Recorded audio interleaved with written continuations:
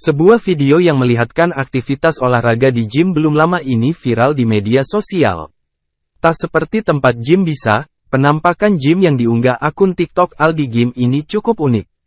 Pasalnya gym yang berlokasi di sebuah kampung di Sebuluh, Nusa Penida, Bali, itu dibuat dengan ciri khas kearifan lokal.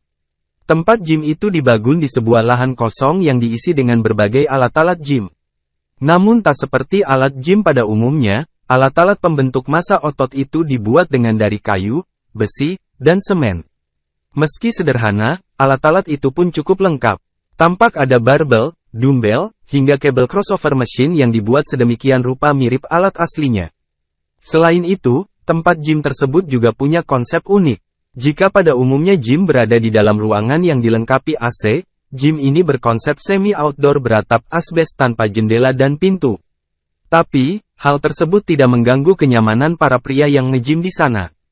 Mereka terlihat sangat nyaman bercengkrama satu sama lain. Bahkan alat-alat gym yang sederhana itu juga berfungsi dengan baik. Terbukti pria-pria pengguna gym tersebut memiliki tubuh kekar yang proporsional. Ini bukti kalau olahraga sebenarnya gak perlu biaya yang mahal kok.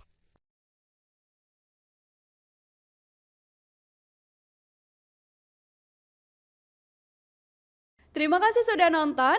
Jangan lupa like, subscribe, dan share ya.